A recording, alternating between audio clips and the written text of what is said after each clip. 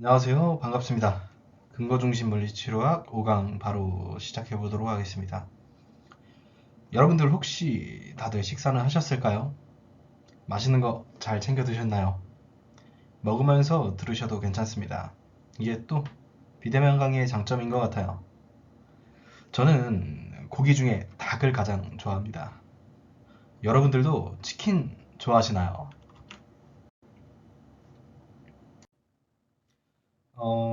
강의 시작 전에 스몰 토크 하자고 꺼낸 이야기는 아니고요. 전 생애에 걸쳐서 이 맛있는 친구는 과연 닭이 먼저일까요? 아니면 달걀이 먼저일까요? 이 질문을 드리고 싶었어요. 여러분들은 어떻게 생각하세요? 이 희대의 난제처럼 널리 알려진 질문과 오늘 우리가 이야기할 치료의 관점이 다 있기 때문에 이야기를 꺼냈어요. 만약 닭이 어떤 재앙적 결과를 만들어낸다고 가정해 볼게요. 어떤 부정적인 결과를 지속적으로 만들어내는 거예요. 예를 들면 전염병이라든지요. 닭이 먹고 배출하고 존재하는 것 자체가 인간에게 치명적인 영향을 미친다고 한다면 여러분들은 어떻게 하시겠습니까? 이 질문에 대한 답은 일단 남겨두고 넘어가 보도록 할게요. 여러분들 근골격계 질환 하면 뭐가 가장 먼저 떠오르세요? 저는 대표적으로 골절, 인대 파열, 디스크 같은 것들이 먼저 떠올라요. 그러니까 대개 어떤 구조적인 병변 상태를 먼저 이야기하는 경우가 많은 것 같아요. 눈에 보이는 병변, 영상의학적으로 확인되는 손상, 해부학적으로 설명 가능한 변화들 말이죠. 역사를 봐도 근골격계 치료 역시 자연스럽게 구조적 병변과 조직 수준의 문제에 초점을 두고 발전해 왔어요. 대표적인 학자들을 간단히 정리해 보자면 먼저 제임스 시리악스 선생님이 있을 것 같아요. 시리악스 선생님은 근골격계 통증의 원인을 특정 연부 조직의 병변으로 구분, 진단해야 한다고 보았죠. 또 선택적 조직 긴장 검사를 통해 병변 구조를 감별하고 병변 중심 치료를 제안했어요. 그러니까 통증은 어떤 조직이 손상되었는가를 규정하는 것이 핵심이라고 보았던 거죠. 다음으로는 프레디 칼텐본 선생님께서 관절의 관절 운동학과 오목볼록 법칙에 근거해서 관절의 위치 이상과 가동성 제한을 교정하는 접근을 발전시켰어요. 구조적이고 역학적 정렬과 관절 활주장애를 치료의 중심으로 두었던 거죠. 다음으로는 제프리 메이틀랜드 선생님이 계실 것 같아요. 메이틀랜드 선생님께서는 관절 가동수를 체계화하면서 통증과 강직의 정도에 따라 등급화된 수기 치료를 제안했어요. 구조적인 요소를 기반으로 하되 환자의 증상, 반응을 임상적으로 세밀하게 평가하는 접근을 강조했던 거죠. 이 세 접근은 서로 조금씩 다르지만 공통적으로 통증의 주요 원인을 조직 및 구조적 문제에서 찾고 해부학적, 생체역학적 교정을 통해 증상을 개선하려는 관점을 공유했어요. 그러나 시간이 지나면서 조금 다른 이야기들이 나오기 시작했어요. 대표적으로 2000년쯤에 네덜란드의 통증 심리학자인 블라이언 선생님과 스웨덴의 건강 임상 심리학자 린톤 선생님께서 함께 발표한 이 연구에서는 근골격계 통증에 대해 이렇게 이야기했어요. 급성 근골격계 통증 이후 일부 환자에게서 통증이 만성화되는 핵심 기전은 조직 손상이 계속되기 때문이 아니라 통증을 위협적으로 해석하는 인지, 카타스트로파이징, 즉 재앙화와 그로 인해 형성되는 공포라고 주장했어요. 그러니까 더 이상 문제는 손상의 크기가 아니라 통증과 관련된 감각 입력을 센소리 인풋을 어떻게 해석하느냐에 달려있다는 것이었죠. 이들은 공포 회피 모델을 통해 통증의 만성화를 다음과 같이 설명했어요. 쉽게 말하자면 어떠한 부상으로 인해 통증을 경험하게 되면 그 통증을 재앙적으로 해석하는 경우가 있고, 이 재앙적인 해석이 통증과 관련된 공포를 형성한다 라고 했어요. 문제는 이러한 공포가 움직임과 활동을 과도하게 회피하게 만들고, 이것이 곧 보호가 아닌 방치로 유발되어 신체 기능을 저하시키고 과민성을 유발하고 결국 다시 통증을 강화하게 된다라는 주장이었어요. 통증이 공포를 일으키고, 공포가 회피를 일으키고, 회피가 기능 저하를 일으키고, 기능 저하가 다시 통증을 강화한다는 이 악순환의 사이클, 만성화의 사이클이 완성된다고 설명했던 거죠. 이들은 이 사이클에서 벗어나기 위해서 통증을 없애는 것뿐만 아니라 두려워하는 움직임에 점진적으로 직면해야 한다고 주장했어요. 또 한편으로는 2009년에 출간된 체코의 재활의학 전문의이자 프라하파를 대표하는 연구자였던 블라디미르 얀다 선생님의 접근을 정리한 책 근육 불균형의 평가와 치료 얀다 접근법, 이 책에서는 만성 근골격계 통증의 주기를 다음과 같이 설명했어요. 먼저 통증과 염증이 근육의 불균형을 만들고, 그 불균형이 잘못된 움직임 패턴을 형성한다. 그 패턴이 다시 관절역학의 변화를 일으키고 결국 통증을 강화한다라는 또 하나의 순환 구조를 제시했던 거예요. 이 순환 구조는 변화된 움직임이 운동 프로그램의 변화를 일으키고, 변화된 운동 프로그램이 관절과 감각에 영향을 준다. 또 이러한 물리적인 영향이 관절 퇴행과 자세 변화를 일으킨다라고 얀다의 방식으로 설명했어요. 또 2003년 호주의 물리치료사이자 운동조절 연구자 폴 하지스 선생님과 같은 호주의 물리치료사이자 통증과학자인 모즐리 선생님께서는 이렇게 보고했어요. 위에 계신 분이 폴 하지스 선생님이고요. 아래에 계신 분이 모즐리 선생님이죠. 요통 환자에서 근육의 선행수축이 지연되거나 변화하는 것을 관찰했다. 특히 심부 안정화 근육과 표층 근육 간의 협응이 달라지더라. 그러니까 요통 환자에서는 체간 근육의 활성 패턴이 변하는 것 같다. 심지어 식염수를 일부러 근육 내에 주사하여 의도적으로 통증을 유발했을 때에도 동일하게 재현되었다. 즉, 통증은 단순한 근력 문제를 넘어서서 운동 조절의 전략 자체를 변화시키는 것 같다 라고 주장했어요. 이 연구가 바로 우리가 TRA의 타이밍 변화, 이렇게 기억하고 있는 폴 하지스 선생님의 대표 연구 중 하나죠. 또 미국의 물리치료사이자 운동손상 증후군을 체계화한 학자 셜리 사만 선생님께서는 2002년 이러한 내용의 책을 출간했어요.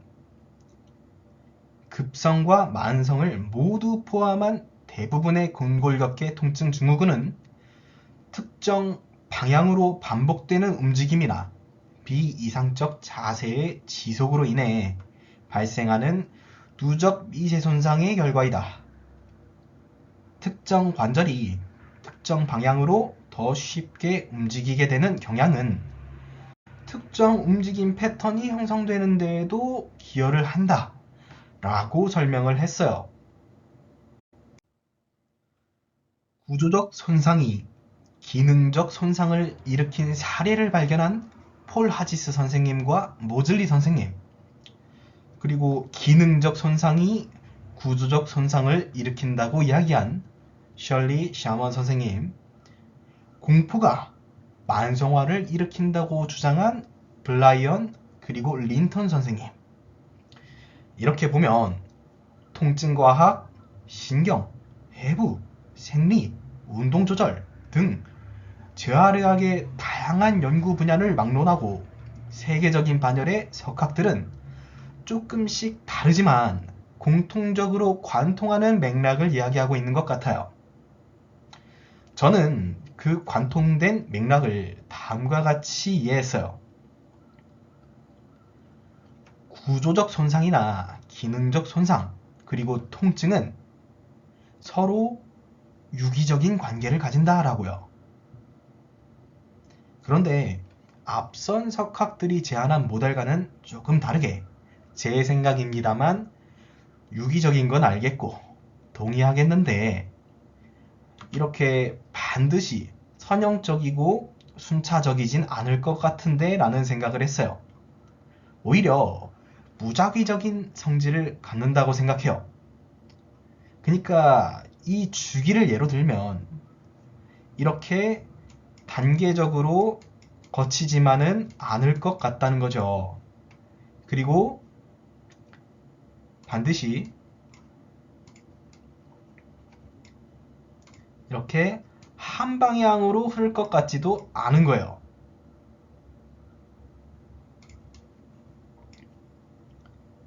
그러니까 이렇게 두 단계, 세 단계 뛰어넘을 수도 있겠죠. 이 단계를 거치지 않고요. 그리고 방향도 반드시 이 방향이 아니라 이렇게도 갈 수 있을 것 같은 거예요. 심지어 방향이나 단계가 의미가 없이 이렇게 직선적으로도 갈 수 있을 것 같다라는 생각을 했어요. 또 얘가 반드시 다른 무언가를 이끌어낼 가능성도 있을 수도 있지만 없을 수도 있다라는 생각이 들었어요. 이해가 되시나요? 쉽게 말해서 구조적 손상이 통증을 일으킬 수도 있고 그렇지 않을 수도 있잖아요. 반드시는 아니잖아요. 그 통증의 양이 사람마다 다르고요. 여기까지 동의하시나요? 또 구조적 손상이 마찬가지로 기능적 손상을 반드시 일으키는 건 아닐 수도 있겠죠. 그러니까 앞선 석학들이 제시한 모델처럼 반드시 구조적 손상이 통증으로 가고 통증이 기능적인 손상을 일으키고 이 사이클 모델이 아닐 것 같다는 거예요. 순차적으로 진행되진 않을 수도 있다라는 생각이 들었어요. 그래서 저는 고정된 사이클 모델보다는 여러 가능성이 동시에 존재하는 확률적 모델이 조금 더 설득력이 있다고 생각했어요. 예를 들자면 양자역학으로 설명을 해볼 수 있을 것 같아요. 제가 물리학자는 아니다 보니까 비유적인 예시로 감안하고 들어주세요. 앞에 보이시는 사진은 양자역학에서 얘가 이중 슬릿 실험이고요. 얘가 양자 터널링을 설명한 사진이에요. 쉽게 말하자면 입자는 항상 입자로만 존재하는 것도 아니고 항상 파동으로만 존재하는 것도 아니에요. 관측 조건과 상호작용에 따라서 다르게 드러날 뿐이죠. 마찬가지로 통증이든 구조적 기능이든 어느 하나의 문제가 다음을 결정하는 것이 아니라 여러 요소의 상호작용 속에서 확률적으로 발현되는 현상에 가깝다고 볼 수 있어요. 어떤 경우에는 구조적 손상이 있어도 통증이 없을 수 있고, 어떤 경우에는 뚜렷한 구조적 손상이 없이도 통증이 나타날 수 있죠. 즉, 원인과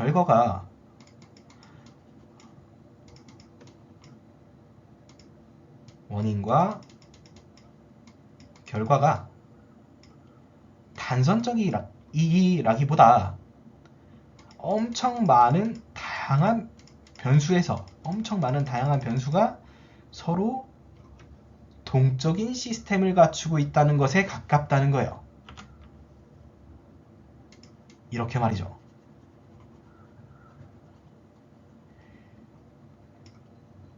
이 다음에는 반드시 이것이 온다 라는 결정론적인 흐름보다 여러 경로가 동시에 존재하는 확률적 네트워크, 이렇게 보는 관점이 임상적으로 더 유연한 해석을 가능하게 할 것 같아요.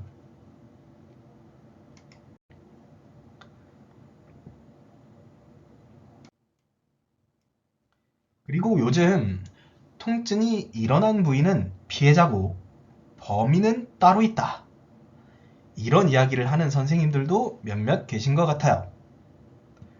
저는 이 이야기가 그렇게 틀린 이야기는 아닐지 모르겠지만 굉장히 경계해야 하고 주의가 필요한 해석이라고 생각해요. 제 관점에서는 통증과 손상의 인과가 어느 고정된 방향도 없고 반드시 일어나는 것도 아니며 반드시 순차적인 것 같지도 않고 단계적이지도 않을 것 같은데, 이런 무작위적인 유기성을 갖는다면 무엇 때문에 이 사이클이 시작되었는가, 누가 최초인가를, 누가 범인인가를 찾는 것이 과연 얼마나 중요할까라는 생각을 했어요.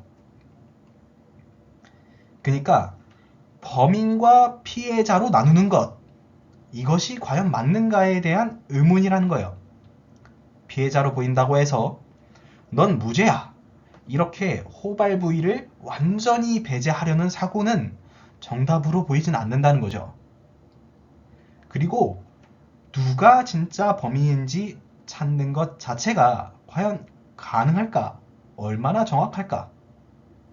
제 생각에는 경중은 있겠지만, 그러니까 주범이 누구인지 정도는 그럴싸하게 유추할 수는 있겠지만, 그 작업이 또 치료에 도움이 될 수도 있겠지만, 그렇다고 해서 서로 상호작용하는 공범의 가능성을 배제할 수는 없다. 피해자와 가해자로 나누고 피해자를 완전히 배제하려는 사고방식은 조금 위험한 것 같은데 라는 생각이에요.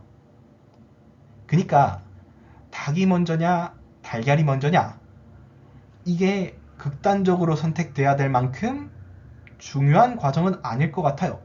결국에 다 닭이잖아요. 이런 생각을 했어요. 앞에 사진 보이시나요? 왼쪽은 우리 몸의 세포고 오른쪽은 우리의 우주입니다. 실제 크기는 서로 비교할 수 없을 만큼 다르지만 이상하게도 서로 닮아 보이죠. 왜일까요? 우리의 몸도 우주도 모두 같은 우주 안에 존재하고 모두 같은 물리 법칙을 따릅니다. 최소한의 에너지로 가장 안정적이고 효율적인 형태를 만들려고 하고, 물질과 정보는 가장 효율적으로 이동하려고 해요. 이러한 물리법칙적인 조건이 같기 때문에 크기가 달라도 비슷한 형태를 띠는 게 어쩌면 당연한 일이라는 거죠. 자, 이제 우리 치료학적으로, 물리치료학적으로 생각해 볼게요. 실제 인체는 단순한 기계가 아니에요. 근육 하나만 문제만 생겨도 신경계, 감각, 심리 상태까지 함께 영향을 받습니다. 앞에서 석학들이 이야기했죠. 몸은 부품의 합이 아니라 서로 연결된 시스템에 가까워요. 치료도 마찬가지로 시스템적으로 이루어져야 할 것 같아요. 뼈 하나, 근육 하나만 따로 망가지거나 따로 고친다기보다 전체 균형과 상호작용을 함께 회복시키는 과정에 가깝다고 믿어요. 우리의 치료가 아직까지도 기계적인 이해 위에서만 서 있다면 거의 한 세기 전의 이해로만 치료하고 있는 거 아닐까요? 세계적인 석학들이 그래왔던 것처럼 우리의 이해도 유기적인 이해로 확장되어야 하지 않을까요? 오늘의 이야기를 정리하자면 이렇습니다. 통증, 구조적 손상, 기능적 손상이 서로 연결되어 있다. 닭, 달걀, 병아리 모두 결국에 같은 닭이라는 한 종이다. 연결되어 있다. 이런 이야기를 드리고 싶었어요. 이 시점에서 다시 처음으로 돌아가서 아까 남겨놓고 온 질문을 다시 드려볼게요. 닭이 인류에게 치명적인 영향을 미친다고 한다면 닭을 잡아야겠죠. 어떻게 잡으시겠습니까?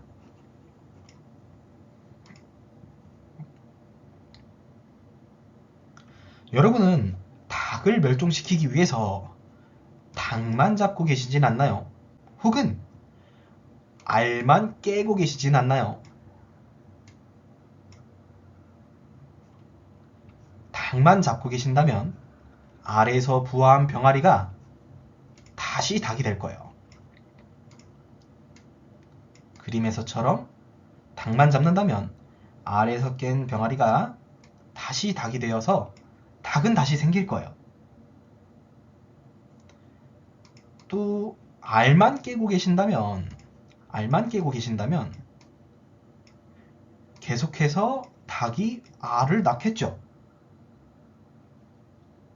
그러니까 더 이상 누가 먼저 날 것은 그렇게 중요하진 않은 것 같아요. 물론 성체인 닭을 중점적으로 잡으면서 다른 것도 해결하는 게 효율적일 수는 있겠으나 성체인 닭만 범인이고 나머진 범인이 아니라면서 배제한다면 이 닭을 멸종시킬 수는 없을 거예요. 이 사이클을 깰 수는 없을 거예요. 가능하더라도 한참 걸릴 거라는 거죠. 임상 사례와 한번 엮어볼게요. 다들 한 번씩 겪었을 법한 사례인데요. 바스 7 정도의 환자를 치료를 시작하고 나서 금방 2점에서 3점까지는 쉽게 떨어뜨렸어요. 기능도 처음보다 건축에 비해 80% 혹은 90%까지 잘 끌어올렸어요. 근데 나머지 10%, 20% 이 정도의 문제가 잘 해결되지 않았던 경험 다들 있으실 거예요. 저도 여전히 어렵고 직면하는 문제예요. 그러면서 조금 방심하면 다시 통증이나 기능이 나빠지죠. 오늘 이야기를 듣고 이 임상 사례와 엮어서 우리가 무언가 놓치고 있지는 않았는지 치료적인 맥락 자체를 한 번 더 고찰해보는 계기가 된다면 정말 좋을 것 같아요. 더 이상 여러분이 이 알을 깨는 테크닉, 닭을 잡는 테크닉의 문제가 아닐 수 있다는 거예요. 오늘도 우리는 근거를 하나 더 쌓았습니다. 복잡하고 조금 지루할 수 있는 이야기였습니다만 가능한 비유적인 예시를 통해서 재미있게 구성하려고 해봤어요. 잘 따라와 주셔서 감사합니다. 오늘은 여기까지 하겠습니다.